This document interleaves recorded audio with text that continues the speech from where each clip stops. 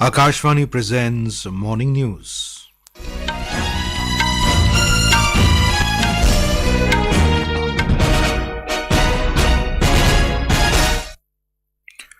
Good morning, I'm Abhishek Mukhopadhyay. The headlines.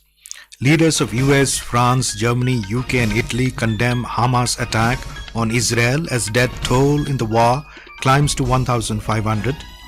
Finance Minister Nirmala Sitharaman leaves for Marrakech, Morocco to attend annual meetings of World Bank and IMF along with G20 FMCBG meetings. 2 terrorists killed in an encounter at Alshipora in Shopian district of Jammu and Kashmir. Union Home Minister and senior BJP leader Amit Shah to launch party's election campaign in Telangana today. Prime Minister Narendra Modi to interact and address contingent of Indian athletes of Asian Games in New Delhi today. And in ICC Men's World Cup, New Zealand beat Netherlands by 99 runs in Hyderabad, England to take on Bangladesh in Dharamsala, and Pakistan to clash with Sri Lanka in Hyderabad today.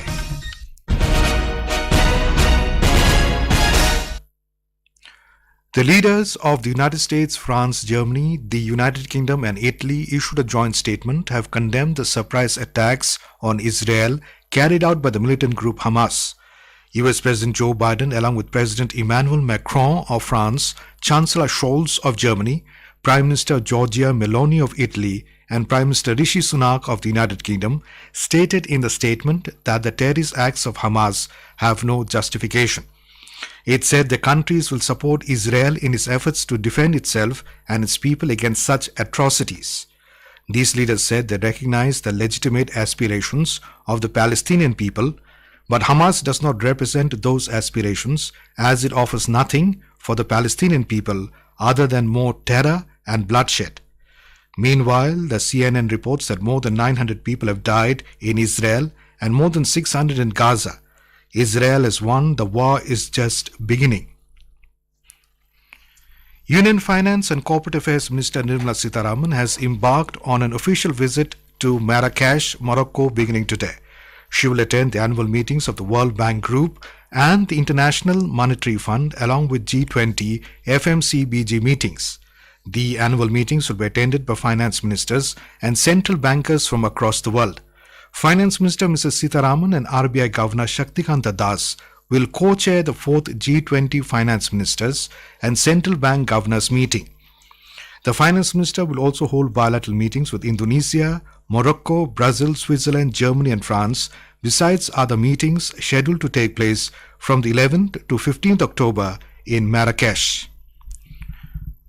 President Draupadi Murmu received a Tanzanian counterpart Dr. Samia Suluhu Hassan at Rashtrapati Bhavan last evening. The President also hosted a banquet in honor of the visiting leader. Welcoming her, President Murmu recalled India's centuries-old friendship with Tanzania, which is based on a rich history of cultural and trade relations between the people and the shared struggle against colonialism. She said that the presence of the Indian diaspora for over 200 years in Tanzania is testimony to Tanzania's warm hospitality and inclusive culture. Both leaders agreed that elevation of the India-Tanzania relationship to a strategic partnership during this visit would benefit the people of both countries. In the Kashmir Valley, 2 terrorists were killed by a joint team of security forces in a nocturnal gunfight which broke out at Alshipora hamlet in South Kashmir's Shopian district.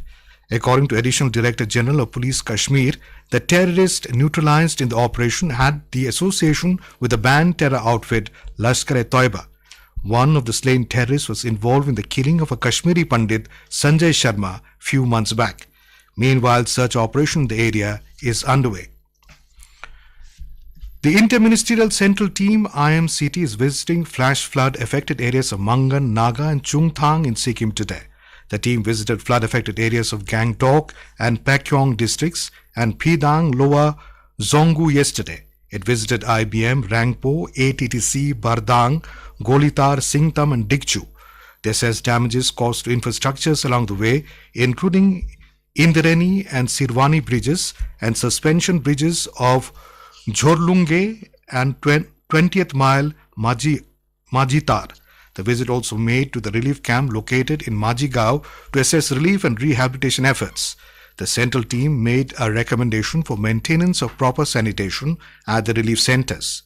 The death toll has climbed to 36, including 10 Indian Army personnel. State Disaster Management Authority confirmed that 80 people are still missing. This is Akashvani giving you the news. For quick news updates around the clock, follow us on our Twitter handle at AIR News Alerts. Assembly elections in Chhattisgarh, Madhya Pradesh, Rajasthan, Telangana and Mizoram will be held next month. Counting of votes for all 5 states will take place on the 3rd of December. The Election Commission announced the poll schedule for the 5 states in New Delhi yesterday. Elections for 40-member assembly seats in Mizoram will be held on the 7th of November and 90-member assembly seats in Chhattisgarh on 7th and 17th November. Notification for Mizoram and first phase elections in Chhattisgarh will be issued on Friday. For the second phase in Chhattisgarh, it will be issued on the 21st of October. In Madhya Pradesh, Rajasthan and Telangana, single-phase polling will take place. In Madhya Pradesh, it will be held on the 17th of November, in Rajasthan on 23rd and in Telangana on 30th November. There are 679 assembly seats in these 5 states and 16 crore electors. Around 60 lakh first-time voters will participate in these polls. Briefing Media New Delhi, Chief Election Commissioner Rajiv Kumar said, polls in these 5 states hold a unique significance as they serve as the final assembly elections before the grand stage of general elections in 2024. He assured that the Commission will ensure free, fair and inducement-free elections in these 5 states. Mr. Rajiv Kumar recalled that the EC had recently brought out a pro forma for parties and states to explain how and when the promises made by them in the poll manifesto will be implemented. Commission ने एक pro forma issue किया था, that pro forma is in public domain. ये pro forma basically ये कहता है कि political parties को अपने मैनिफेस्टो में क्या करेंगे ये बताने का अधिकार है, लेकिन साथ ही साथ वोटर को ये जानने का अधिकार है कि ये कब करेंगे, कितना करेंगे और कैसे करेंगे. All major political parties are intensifying the preparations following the announcement of schedule for the assembly elections. In Telangana, the Gazette notification will be issued on the 3rd of next month for the 119 assembly seats. Telangana state is likely to witness triangular contest at many constituencies between BJP, ruling Bharat Rashtriya Samiti BRS and Congress in the election. The BRS has already announced its candidates for almost all constituencies and on the 15th of this month is likely to issue B forms to them. However, the Congress and BJP are yet to come up with the candidates lists. The BRS, then TRS, managed to win 88 seats out of 119 and had a dominant vote share of 47.4% in the previous assembly election held in 2018. Congress was in a distant second position with 19 seats with 28.7% vote share. Union Home Minister and senior BJP leader Amit Shah will launch party's election campaign in Telangana today with a public meeting at Adilabad, followed by a meeting of intellectuals in Sikandrabad. Party State President G. Kishan Reddy announced this in Hyderabad last evening at a press conference. He claimed that there is a silent revolution in the state and people want change of government in the state. In Madhya Pradesh, political activities have begun with the poll date announcement. Here is the report. In Madhya Pradesh, the main contest in the 230-member assembly has usually been between the ruling BJP and the Congress. This time too, the situation is no different. As far as election preparations are concerned, BJP is leading so far by declaring its candidate for 135 seats out of 230 assembly seats, while the Congress has not yet opened its cards. At the same time, parties like Samajwadi Party and Aam Aadmi Party, which are in alliance with Congress at the national level, have increased the tension of Congress by declaring their candidates on some seats. Sanjeev Sharma, Akashvani News, Bhopal. Meanwhile, BJP yesterday announced the name of candidates for poll-bound Madhya Pradesh, Rajasthan and Chhattisgarh. The party issued another list of 57 candidates for Madhya Pradesh. Chief Minister Shivraj Singh Chauhan will contest from Budhani seat, while State Minister Narottam Mishra will be the party's candidate from Datia constituency. For Rajasthan, the BJP released its first list of 41 candidates. The list figures 7 MPs. Rajyavardhan Singh Rathore will contest from Jhotwara and Kirodilal Meena will contest from Savai Madhopur seat. For Chhattisgarh, the party announced the list of 64 candidates. Former Chhattisgarh Chief Minister Raman Singh will contest from Rajnandgaon Assembly seat, while Union Minister Renuka Singh will be the BJP candidate from Bharatpur Sonhat seat. Prime Minister Narendra Modi will today interact and address the contingent of Indian athletes who participated in the Asian Games. He will host the athletes in New Delhi for the outstanding achievement at the Asian Games and to motivate them for future competitions.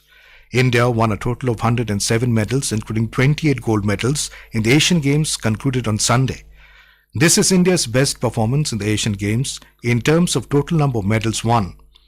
Congratulating the Indian contingent on their phenomenal achievement, the Prime Minister said every awe-inspiring performance has made history and filled the hearts of countrymen with pride. The program will be attended by the athletes of the Indian contingent for the Asian Games, their coaches, officials from the Indian Olympic Association, and representatives of the national sports federations. In ICC Cricket World Cup 2023, defending champion England will take on Bangladesh in Dharamsala today at 10:30 a.m., while Pakistan will lock horns with Sri Lanka in Hyderabad from 2 p.m. Yesterday, New Zealand defeated the Netherlands by 99 runs in the league stage match in Hyderabad. Chasing a target of 323 runs, the Netherlands were all out for 223 in 46.3 overs. Opting to bowl, Netherlands started with 3 maiden overs, but they could not capitalize the early momentum as the Kiwis scored 322 runs in the stipulated 50 overs. Meanwhile, the Indian cricket team has landed in Delhi for its fixture against Afghanistan tomorrow at the Arun Jaitley Stadium. India Post Delhi Circle began its week-long celebrations on World Post Day yesterday. The theme this year is Together for Trust, Collaborating for a Safe and Connected Future. Financial Literacy Day, Philately Day, Mails and Parcel Day and Antyodaya Divas will be celebrated during the National Postal Week, which will take place till 13th of October. On the Philately Day on 11th of October, various workshops and seminars will be organized by all postal units of Delhi Circle to create a buzz among the students about philately as a fascinating hobby. In Gujarat, more than 7,600 rural post offices have been brought under new digital banking platform on 5G ready networks till October 1st. Talking to Akashvani, the Chief Postmaster General of Gujarat Circle, Neeraj Kumar, said nearly 12,000 small-scale merchants in the state have been equipped with India Post Payment Bank UPI systems to enable faster digital payment. And now for a look at today's newspapers, it's over to Navneet Singh. Thank you, Abhishek. Stage set for polls in 5 states, leads Hindustan Times.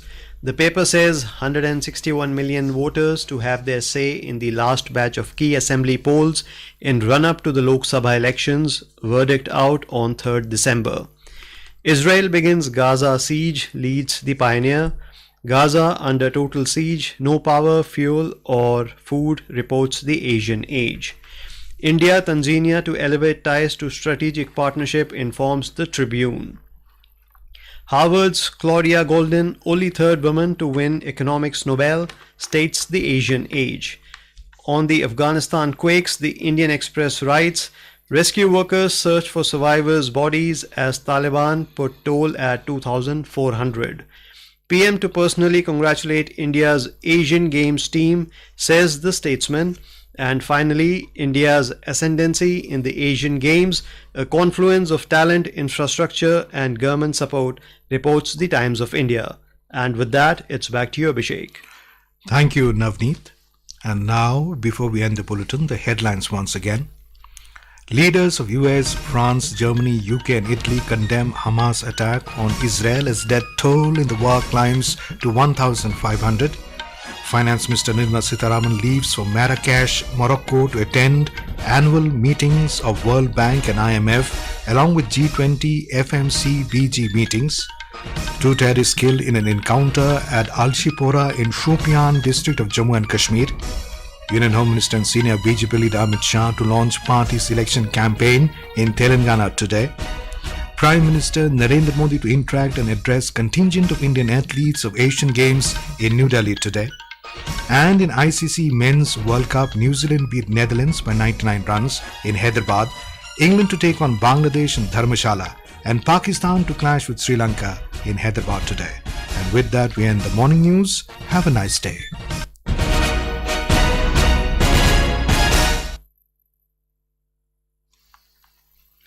Akashvani से पेश है खबरनामा।